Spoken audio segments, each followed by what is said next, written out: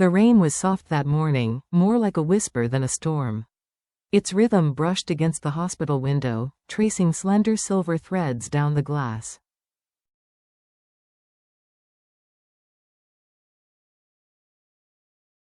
Inside, the air smelled faintly of disinfectant and chamomile tea, the same tea James had brought for Deep earlier that day.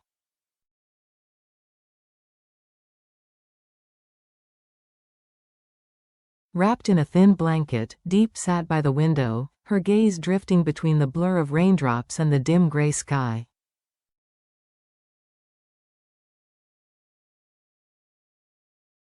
Weeks had passed since she was admitted.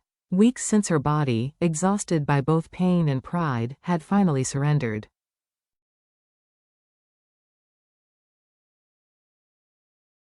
James had rarely left her side, every sleepless night, every trembling breath, but that morning, company matters had called him away.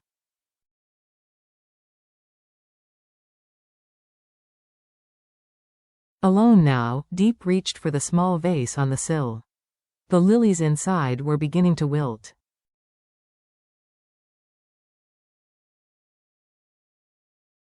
She brushed a petal with her fingertip, whispering to no one, "Even flowers get tired."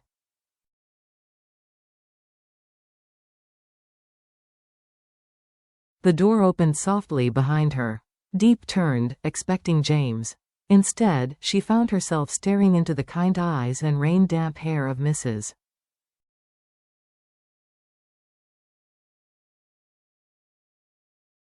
Hyan, James's mother. "Good morning, Deep," the older woman said gently, closing the door behind her.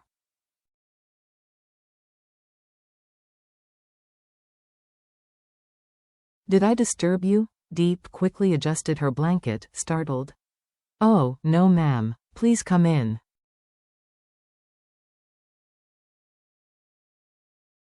"You shouldn't have traveled in this weather, Mrs.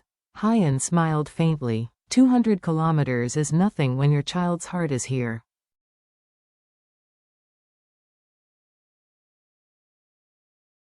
She took a slow step forward, her tone tender but firm. "When I heard you weren't well, I wanted to see for myself."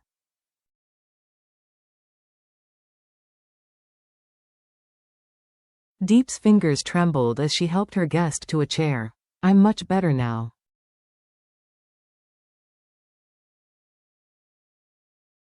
"You really didn't have to come all this way. Let me be the judge of that, Mrs.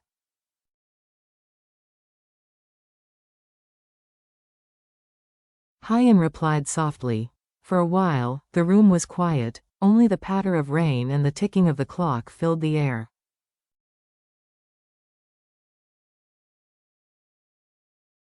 The older woman's gaze swept across the medical charts on the table, the untouched meal tray, and then back to Deep's thin frame.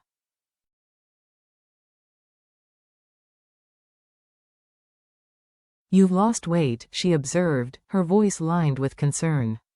"James tells me you've been skipping meals again."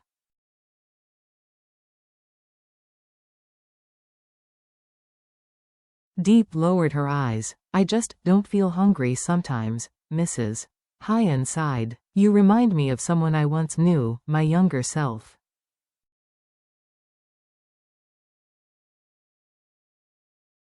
Deep looked up, surprised. "There was a time," the woman continued, "when I thought being strong meant carrying everything alone.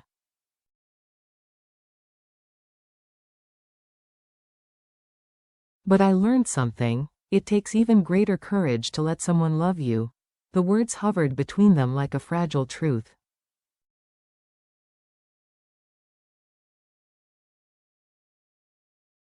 "I don't know if I deserve that kind of love," Deep murmured. "James deserves someone better, someone not burdened by a broken past."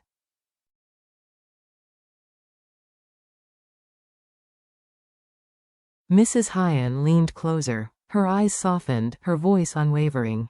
"My son doesn't need perfection, Deep.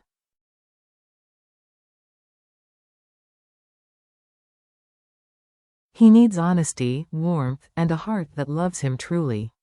You've given him that."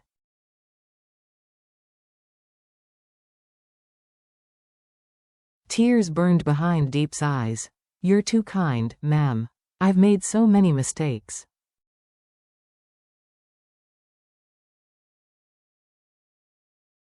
Mrs. Hyen reached across the small distance between them and clasped Deep's trembling hand in both of hers.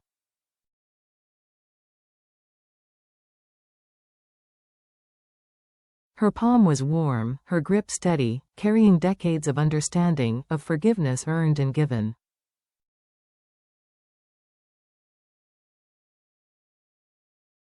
Listen to me, child, she said quietly. You deserve to be happy. Something inside Deep broke at those words.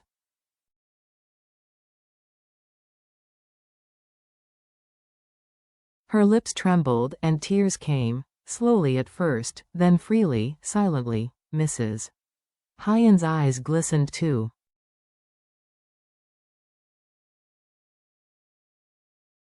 There they sat. Two women, one who had known loss, another who had known guilt. In the quiet room filled with the scent of lilies and rain, they found each other, not as mother and daughter, not as rivals for affection, but as two souls bound by shared pain and grace.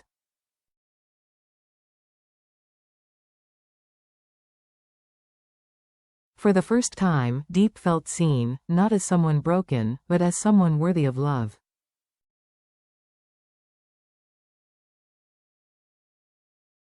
And for the first time, James's mother wept not from worry for her son, but from gratitude.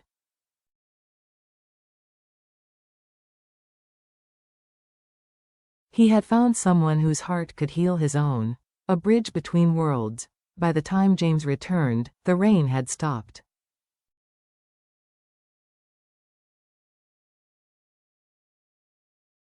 The air was cool, carrying the scent of wet earth. As he opened the door, he froze. His mother and Deep sat side by side, hands still entwined.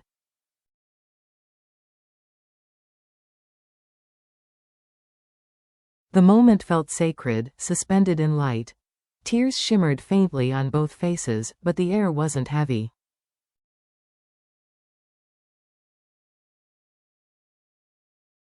It was tender, full of unspoken peace. Mrs. Hyen looked up, sensing his presence. You're back, she said softly, smiling through her tears.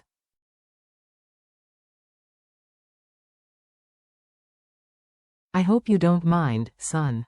I wanted to speak with her alone. James set down the paper bag in his hands.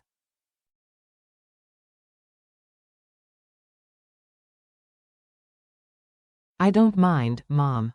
I just didn't expect. His voice faltered. You came all this way.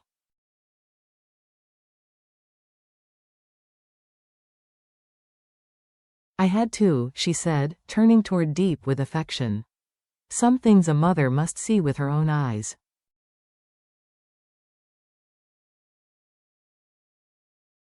Deep quickly wiped her cheeks. I'm sorry, James. I didn't mean to make her worry.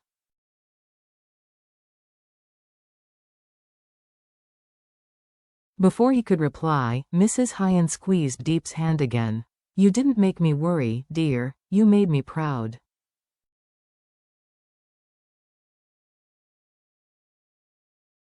Deep looked at her, stunned. I've watched my son chase success, face failure, and walk through storms, Mrs.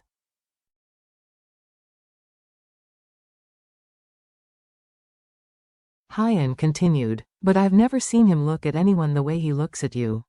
That's how I know, you've given him something I never could.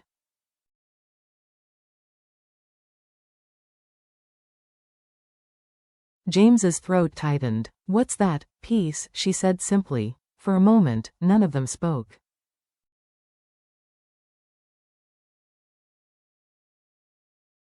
Emotion filled the space between them, pure and wordless. James finally stepped forward, his eyes damp.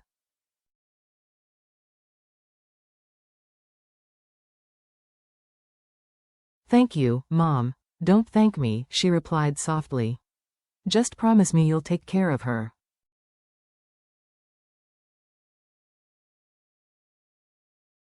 Both of you deserve happiness. Life's been hard enough. Deep's lips quivered. I don't know how to repay your kindness.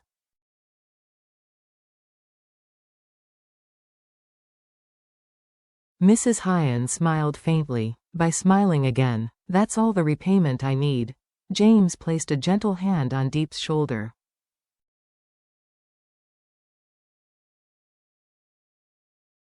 Then she'll have to smile a lot, he said quietly, because I don't plan on letting her cry anymore.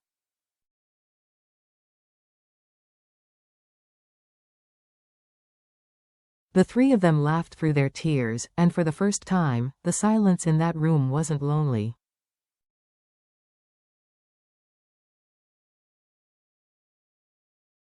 It was full of love, of belonging. A mother's blessing. As Mrs. Hyen prepared to leave, she brushed away her tears and turned to Deep once more.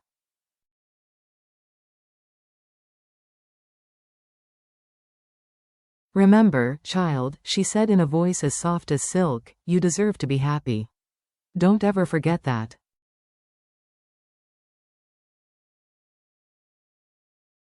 Her footsteps echoed gently down the corridor.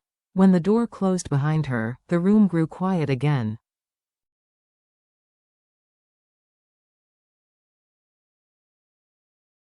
The setting sun painted the walls amber.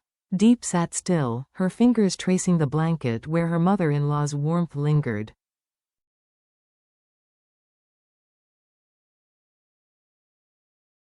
Acceptance, so long denied, now burned in her chest like a fragile flame. James sat beside her, his gaze soft.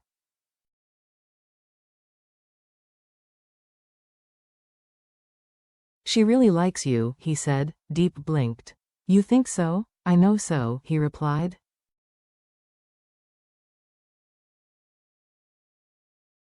She cried, didn't she? My mother doesn't cry easily. When she told you that you deserve to be happy, she meant it.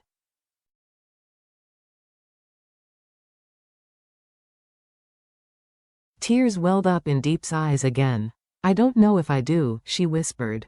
Sometimes I feel like I'm just a burden, to you, to everyone.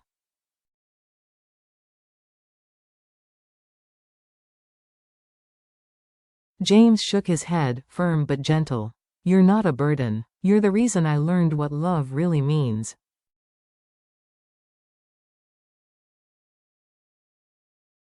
He brushed a loose strand of hair from her face. Before you, I only knew how to work, how to win.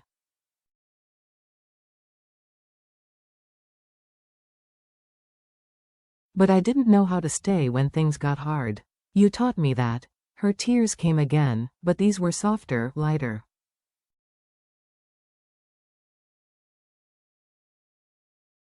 You shouldn't have to stay here, James. You have a company to run, a life to live.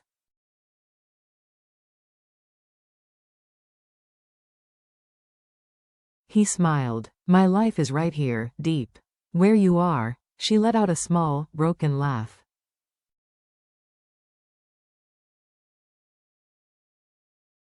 You always say things that make me cry. Then maybe, he teased gently, I should try harder to make you laugh.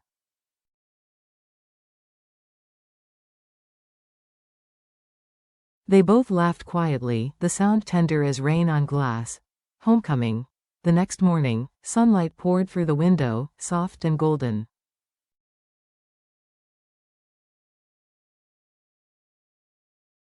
When Deep was finally discharged, the air outside carried the scent of blooming jasmine.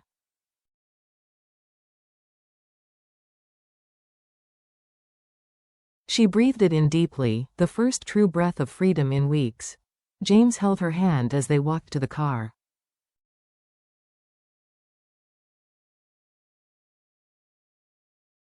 Each step was a quiet triumph, a step away from pain, toward something like peace.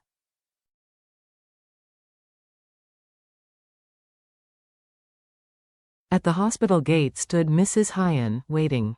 Her eyes shimmered when she saw them.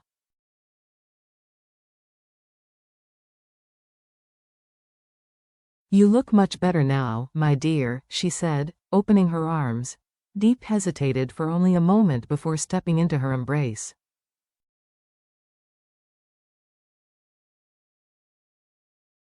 It felt like home. Thank you for everything, Deep whispered. Mrs. Hyen's voice trembled as she replied, "You don't need to thank me, child.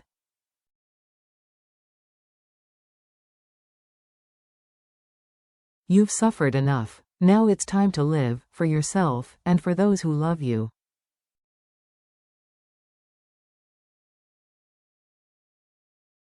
James stood quietly beside them, watching the two most important women in his life, united not by blood, but by understanding.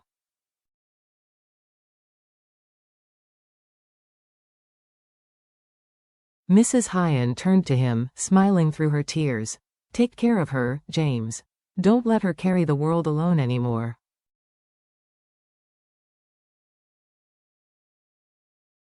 "I won't, Mom," he promised. "I'll make sure she never feels alone again." The older woman placed Deep's hand in his.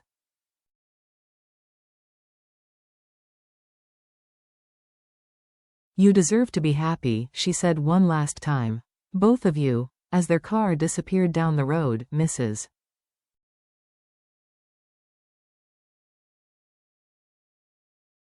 Hyen stood waving until the very end. The breeze caught her tears, but this time, she didn't wipe them away.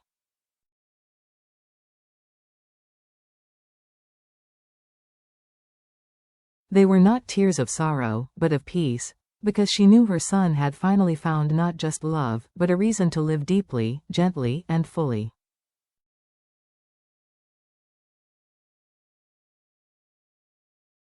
And as the city lights faded behind them, Deep smiled, a true, unguarded smile. It wasn't just the end of illness.